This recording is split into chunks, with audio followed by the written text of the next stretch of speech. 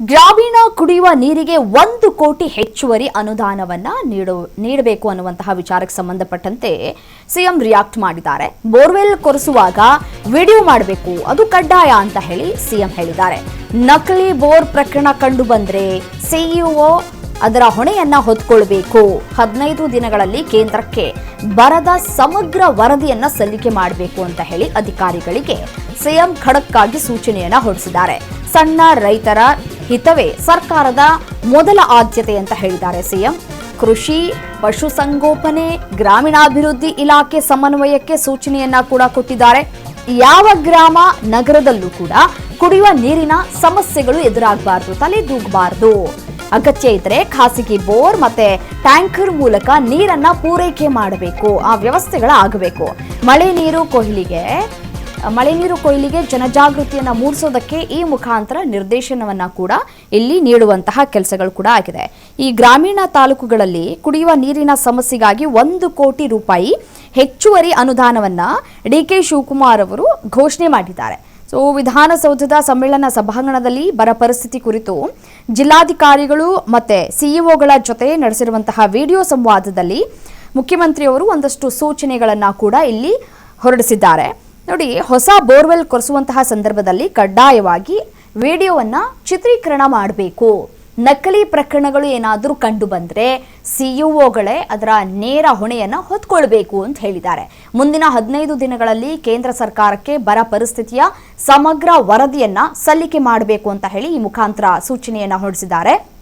ಅದೇ ರೀತಿಯಾಗಿ ಸಣ್ಣ ಮತ್ತು ಅತಿ ಸಣ್ಣ ರೈತರ ಹಿತವೇ ಮುಖ್ಯ, ಅದೇ ಮೊದಲ ಆದ್ಯತೆ ಅಂತ ಕೂಡ ಹೇಳಿದ್ದಾರೆ. ಕೃಷಿ, ಪಶುಸಂಗೋಪನೆ ಮತ್ತು ಗ್ರಾಮೀಣಾಭಿವೃದ್ಧಿ ಇಲಾಖೆಗಳು ಸಮರೋಪಾದಿಯಲ್ಲಿ ಕೆಲಸವನ್ನ ಮಾಡಬೇಕು.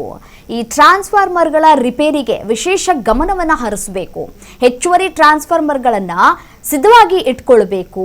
ಅದಕ್ಕೆ ಅಂತ ಹೇಳಿ 4G ವಿನಾಯಿತಿಯನ್ನ ನೀಡಬೇಕು ಅಂತ ಹೇಳಿದ್ದಾರೆ. ಅಧಿಕಾರಿಗಳು ಕೇವಲ ಕಾಗದ ವರದಿಯನ್ನ ನೀಡಬಾರದು.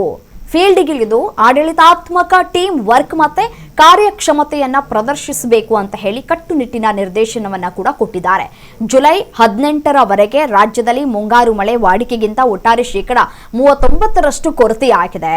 170ಕ್ಕೂ ಹೆಚ್ಚು ತಾಲೂಕುಗಳಲ್ಲಿ ಮಳೆ ಅಭಾವ ಇದೆ.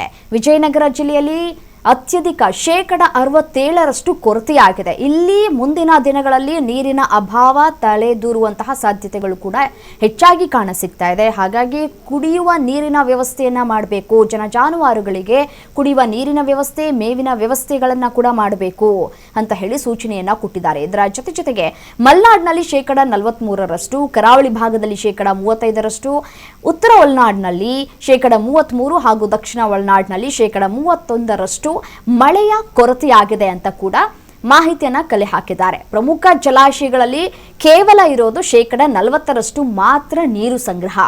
ಲಿಂಗನಮಕ್ಕಿ, ಸೂಪಾ ಮತ್ತು ವರಾಹಿಯಲ್ಲಿ ಕೇವಲ ಸರಾಸರಿ 23% ಮಾತ್ರ ನೀರು ಸಂಗ್ರಹ ಆಗಿದೆ. ಕಾವೇರಿ ಕಣಿವೆಯಲ್ಲಿ 51% ಹಾಗೂ ಕೃಷ್ಣಾ ಕಣಿವೆಯಲ್ಲಿ 48% ನೀರಿದೆ.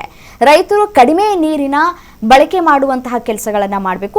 ಅದೇ ರೀತಿಯಾಗಿ ಕಡಿಮೆ ನೀರಿಂದ ಯಾವ ರೀತಿಯಾದಂತಹ ಬೆಳೆಗಳನ್ನ ನಾವು ಬೆಳಿಬೇಕು ಅಂತ ಹೇಳಿ ಅದನ್ನ ನೋಡ್ಕೊಳ್ಬೇಕು.